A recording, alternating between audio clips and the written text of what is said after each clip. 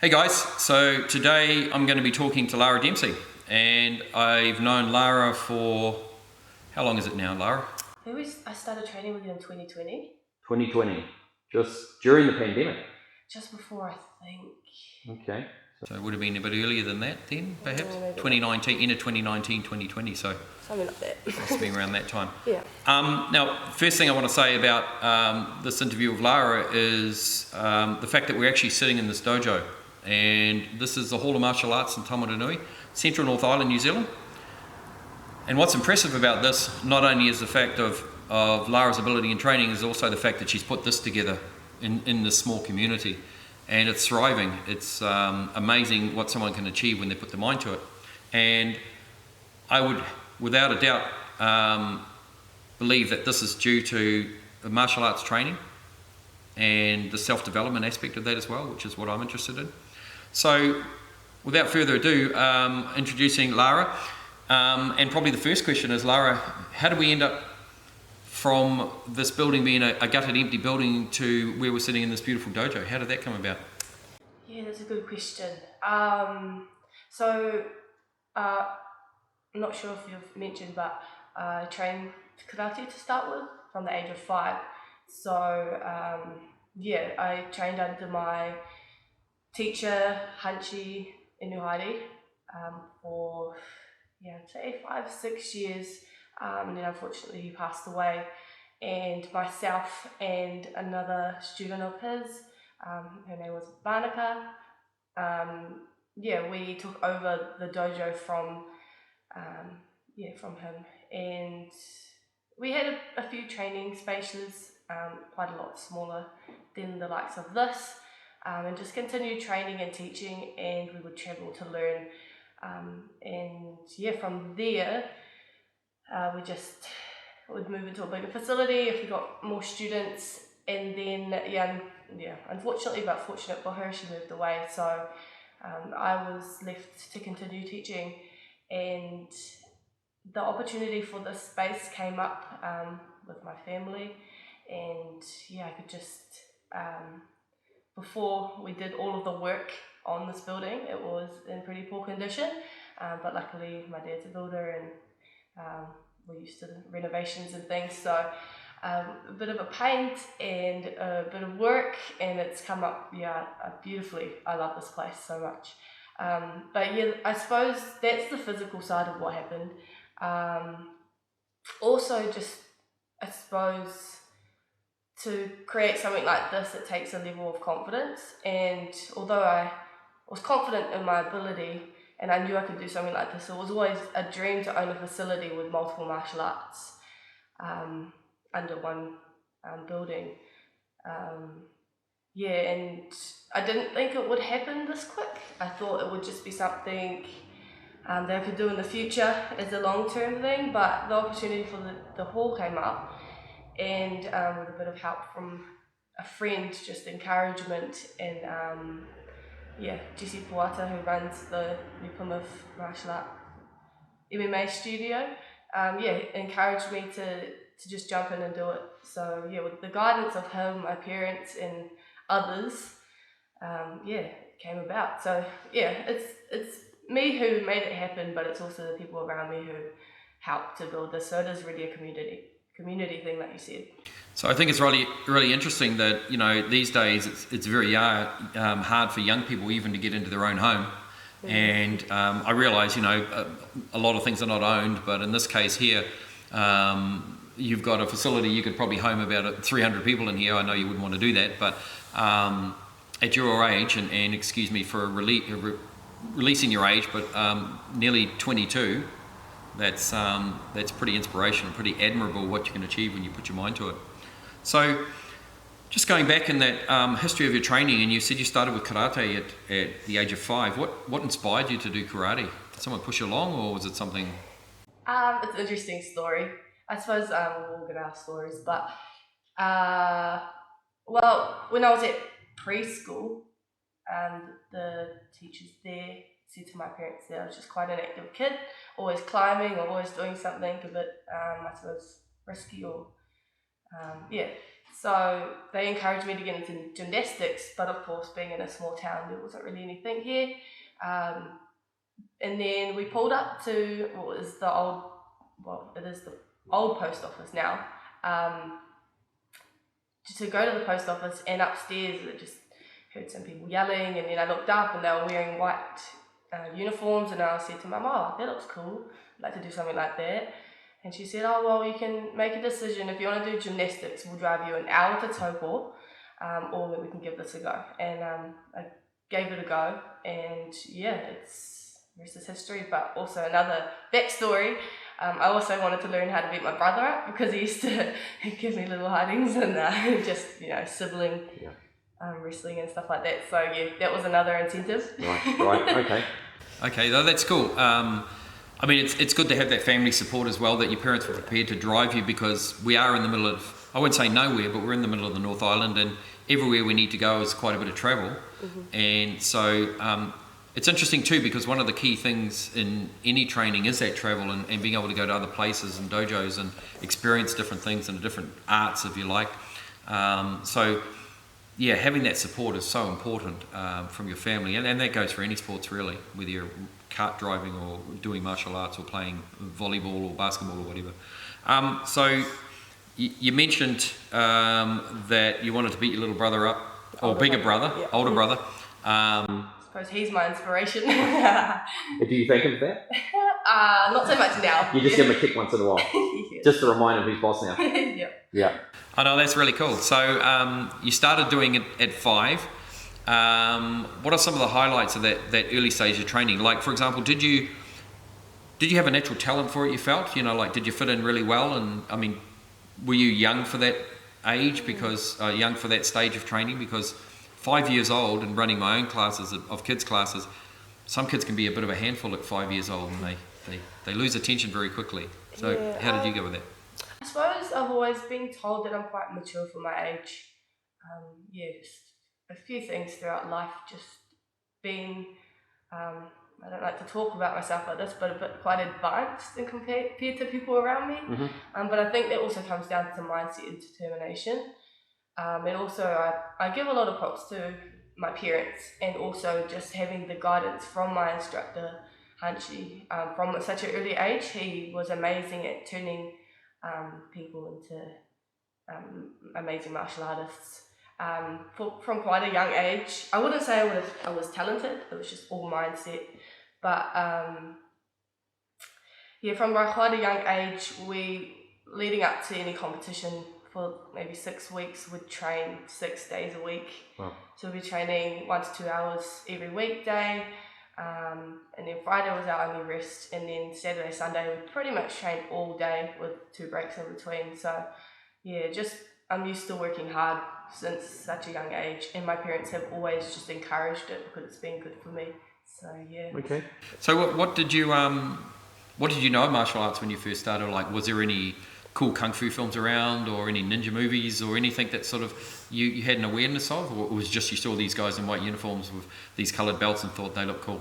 Quite honestly, it was just that I hadn't been exposed to any martial arts at all before then. Of course, like after I started, it's showing my age, but the likes of Kung Fu Panda and things like that, absolutely love to this day. But no, nothing. Okay. Yeah. Right. And so you started your training then, and the ranking system was pretty typically of a karate ranking system, I'd imagine. Mm-hmm. And so I suppose at some stage you got it serious. You'd go from doing a junior class to a senior class. Did you do that for a start? Did you have junior and senior classes, and you sort of went into the senior class after a period of time? And what age would that have been? Yes and no.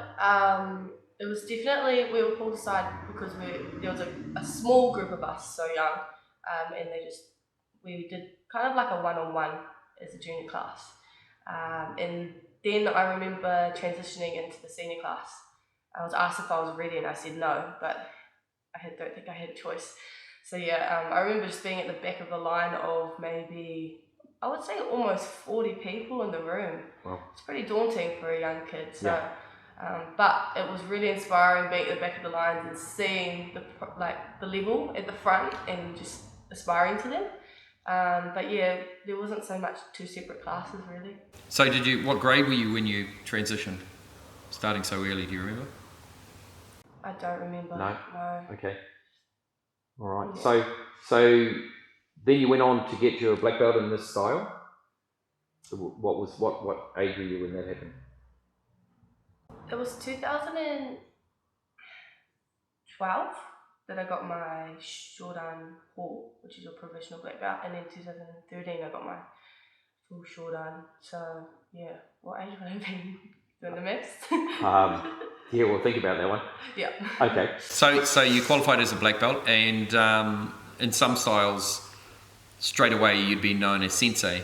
And I think a misinterpreted term in English is that sensei means a teacher, whereas it actually means someone who's got a more experience than someone else. So were you entitled to be called sensei once you became a black belt? No. In our style it was Shiroin, which is assistant instructor. Okay. But I'm still first dan. That's a long story, just been through a few changes and things throughout the years. But yeah, I got gifted the name sensei when my teacher Hashi passed away, just because we were running the club. Yep. Yeah, so technically in our style, third dan you get given sensei. Okay. But yeah. All right. Okay. And so from there, did you play around with any other martial arts at that stage? Were you exposed to anything else during that training? Up and leading to my black belt? Yeah.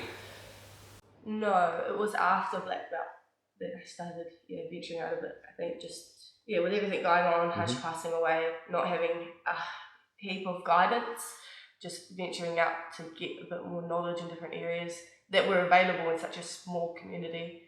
Sure. With a bit less travel. So from there, your next art that you undertook was? It was actually kickboxing.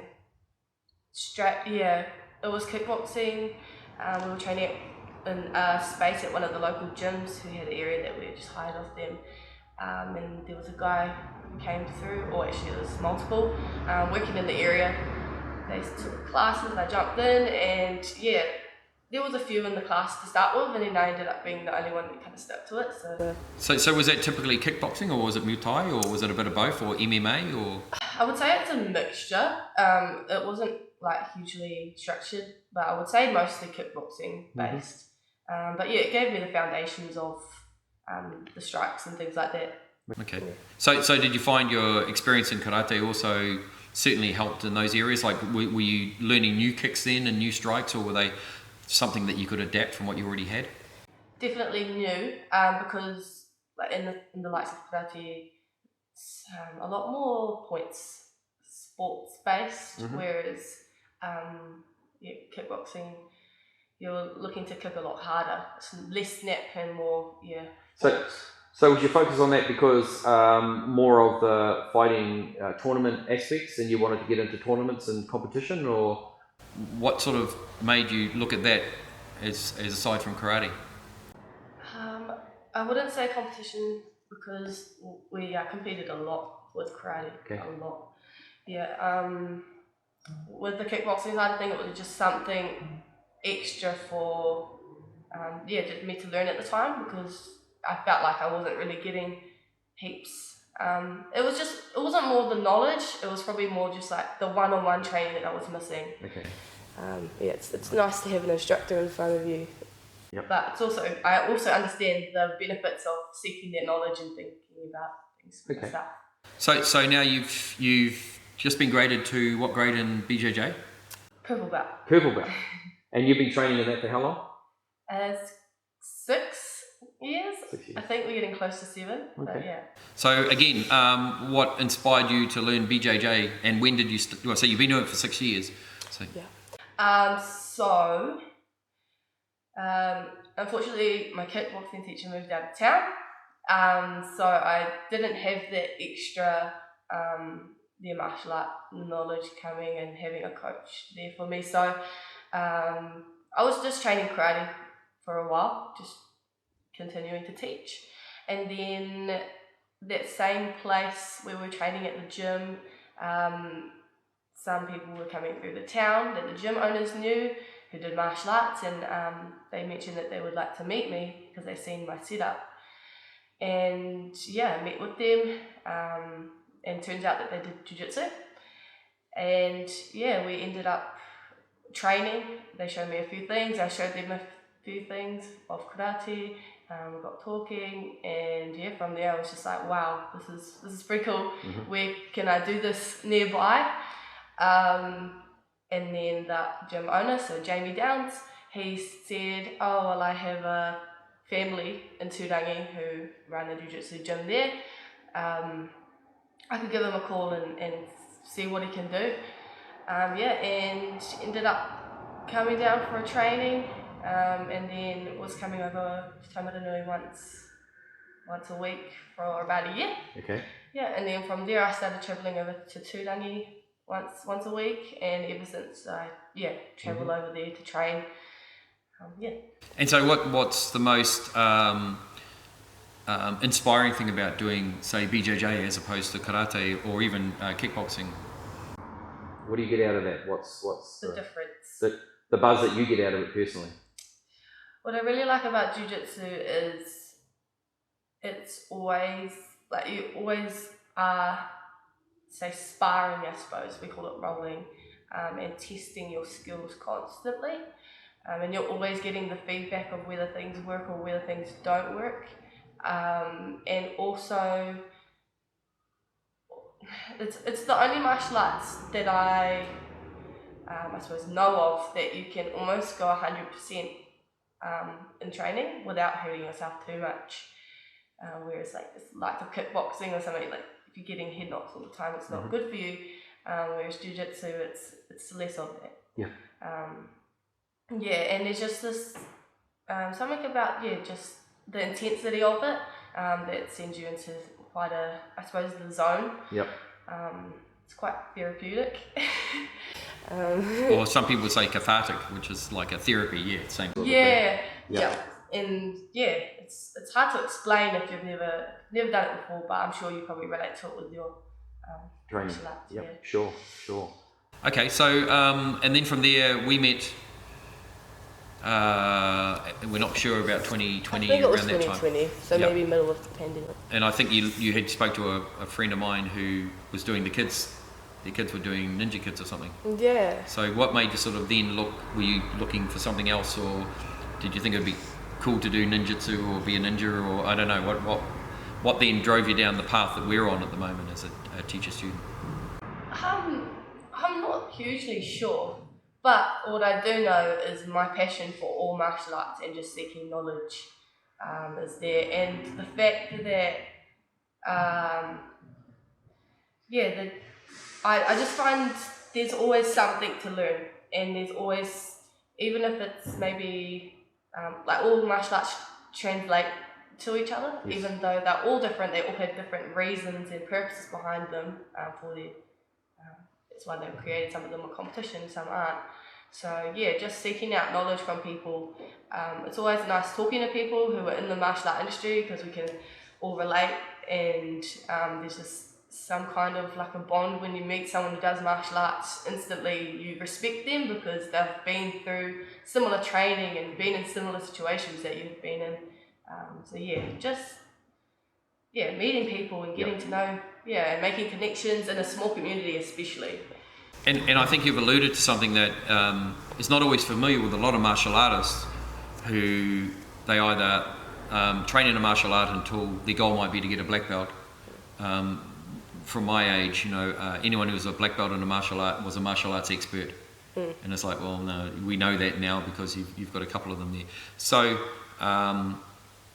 thing that's interesting about that is being able to empty your cup and start again. So with me, you started right from white belt again, or ninth Q, and some people don't find that transition very easy because they want to hold on to what they've already got. So how did you find going from teacher to becoming a student again? Was that in any way challenging, or did you look for it as how did you find that? It is challenging, and it's the same thing when I started jiu-jitsu. I suppose that was my first transition from going from being a black belt in something to a white belt again. And for some reason, I thought that I would at least have the basics of it, or have some kind of knowledge in it, but turns out there was absolutely none. So I was kind of exposed to it before taijutsu as such, but yeah, I'm just someone that just seeks out learning and opportunities, and because martial arts is my passion, that's what I love to do it through. Always seeking new things. Yeah, I didn't find it too hard, because I like martial arts for the sake of, like we spoke about, just constantly checking your ego. Just because you're a black belt doesn't mean you know everything. And in fact, black belt, once you get to black belt, you realise that's actually just the beginning of your journey. Yep. You know the basics, now it's time to find your path. So. Yeah, and I think you've touched on something there that we've spoken about quite a lot is ego. And how do you define ego from your perspective, and how do you work with it in the training, and manage to, how do you define it? How do you see it? I feel like everyone has an ego, and everyone should have an ego. Everyone should be confident in themselves in areas of life, but in situations where you don't have the knowledge, you need to put it aside and have an open mind. I like to say, like a white belt mindset. So you walk in as if you know nothing, open to learning everything. So put it aside when it needs to be put aside, and when you need an ego boost to make yourself feel good and feel confident in scenarios where you may be a bit nervous, then use it then. So from all these years of martial arts training that you've done, you would probably then start respecting a bit more of what's going on inside rather than what's outside. And I always say, martial arts go from being exoteric or just seeing what impact you have to being esoteric, where you start to look at the way you're feeling and the way that you're doing things. So, one of the things we talked about is, people look at people training in martial arts and all they see is people punching and kicking each other and trying to hurt each other, and they miss the whole point of it. So, for me, I was explaining that martial arts should translate into life. It should give you life skills. There's no point in training if all you become is a good fighter, because we don't go out on the street and fight everybody unless we're a police officer or a special forces person. So how do you see your training has helped you in your everyday life in regards to the way you approach things, the way you deal with problems perhaps? I think martial arts has made me really good with dealing with scenarios under pressure. I actually thrive under pressure a lot of the time. I'm not sure if it's just, like I said, exposure from a young age, but just remaining calm and figuring out which path to take next, instead of freaking out, making the scenario worse, and then reacting upon emotion. That's probably one of the things. Discipline-wise, just knowing if I want something in life, that it takes hard work and commitment and just time and energy put into that one thing, to get out the other side and achieve your goals. That's definitely something. Well, I'm sure establishing this amazing facility would have had a lot of challenges, and some people wouldn't have pushed through those challenges and would have maybe just thrown their hands in the air and gone, it may have come easy, but I'm of the same belief that nothing that's easy is that well worth doing. So I think that pushing through is really important. And has there ever been a stage when in your training that you thought, oh, I've had enough, I want to give up? It's putting you on the spot, I know. No, I don't think there has been. No. I don't. Yeah, Okay. it's a lot of people. I talk to a lot of people and they go, "Oh yeah, there's a stage where I just, didn't feel like training, blah blah blah." I don't think I've ever been through a phase like that. Of course, there's like days where you are tired and fatigued or not feeling like training. But I mean, yeah, I haven't had one of those moments of just like, why am I doing this? Yep. Yeah, I think I just got my passion for it. Yep. It's just that. And I suppose you have a lot of energy with passion, but there is that thing of sometimes it's harder to get to training than actually to train. Do you find that as well? It's like, you're there and you're comfortable somewhere and it's like, maybe I won't go. It's a bit harder, of course, when you're teaching. Yeah. And that's one of the things we talked about as well is your preparation for teaching. A lot of people think that you just walk in the door, and I know for me, I don't just walk in the door and put on a gi.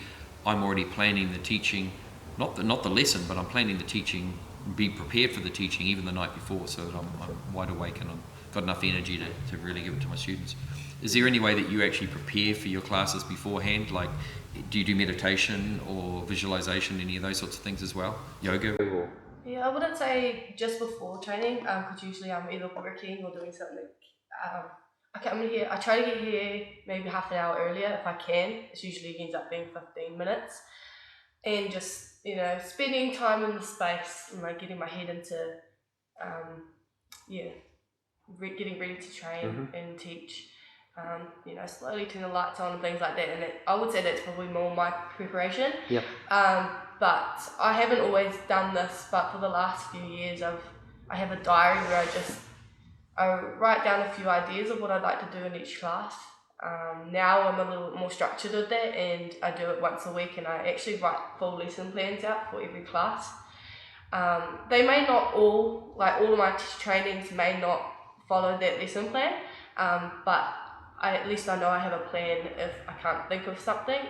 But usually once I get on the mats it just flows. Yes. And I even might do something completely different to what I planned because the energy just feels like I should go that way. Yep.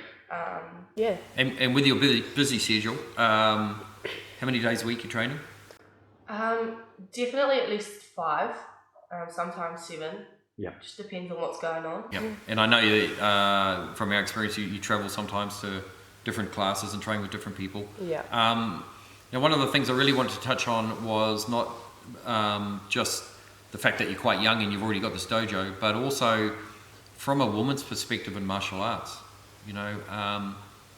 For myself, I've seen sort of a mix depending on what the martial art is and how it's marketed. But you have made some comments about sometimes you go to a seminar and you're the only girl there at all, and it's interesting. So yeah, how do you see the difference there, and what do you, obviously you don't want to be treated as a female, but how do you counter that, or how do you deal with that? Like if you're the only woman in the class. Yeah, it does depend on the martial art, because in karate I would say that was more of a 50-50, whereas Brazilian Jiu-Jitsu is probably more maybe 20-80. Yeah, but it is growing. Dealing with it, I actually don't really notice it anymore.